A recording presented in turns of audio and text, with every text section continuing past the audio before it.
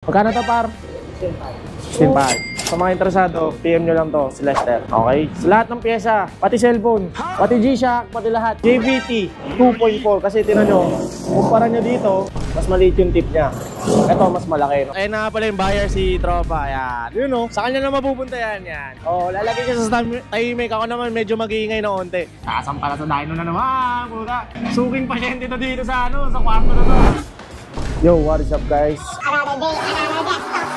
Dito na naman tayo sa Fastech. And kasi papalitan natin tong pipe natin, okay? Tapos papadino ulit natin dito sa Fastech kay Kuya Alan. Tapos ayun, kasi ito kasi papalit natin, guys, no?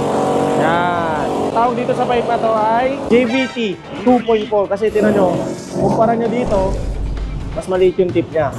Ito, mas malaki, no? So, mas makakainga yung makina natin. Kasi nag-upgrade tayo, so dapat upgraded din yung pipe natin kasi hindi na talaga kaya na ito.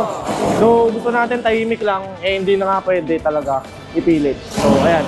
Another gastos tayo ngayon kasi papatono ulit natin, okay? So, hopefully, makuha natin yung gusto nating power. So, ayan. Magkano to, par? 16.5. So, sa mga interesado, PM nyo lang to, si Lester. Okay? Sa lahat ng pyesa, pati cellphone, pati G-Shock, pati lahat. Basta motor, ayan. PM kayo dito, kaya punta kayo dito. May mga available din dito na mga pyesa na ready.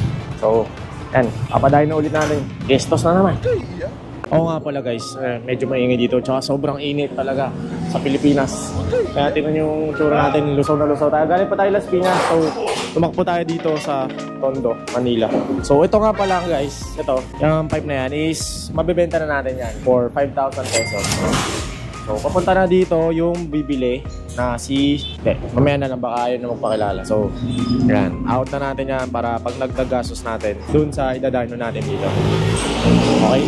Yun, wala lang. Shinare ko lang. So yun, guys, ayun na nga pala yung buyer, si Tropa. Ayan, yun o. Ayan. Sa kanya na mapupunta yan. So lalagay yan. Tahimik. Lalagay siya sa tahimik. Ako naman medyo mag-iingay na onte.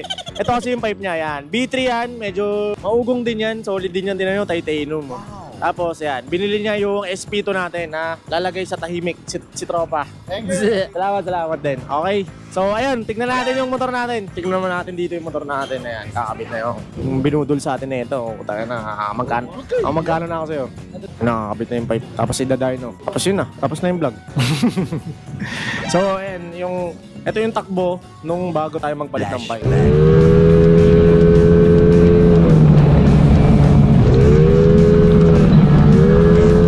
Diba? Dinig na dinig.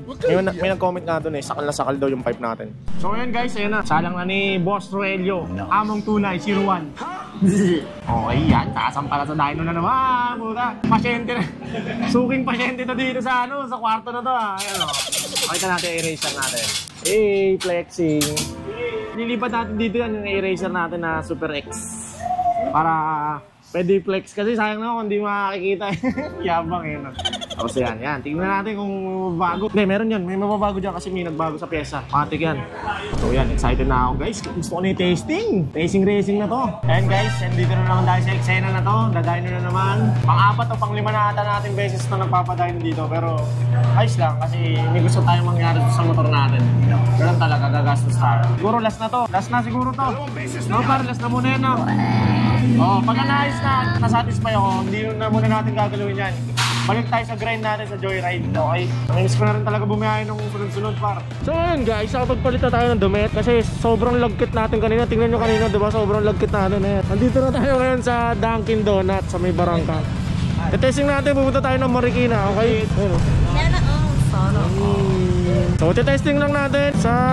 Madaling sabi lang naman yung ginawa sa motor natin kasi nagpalit tayo ng pipe. So, bali, siyempre, matik yun, magtotono ulit tayo ng ECU. Okay? So, ayan. At ito nga pala, itong oil catch car natin. Kaya medyo nagkaroon ng space dito. Kasi yung una is malaki to, diba? Malaki itong oil catch car natin dito. So, ayan.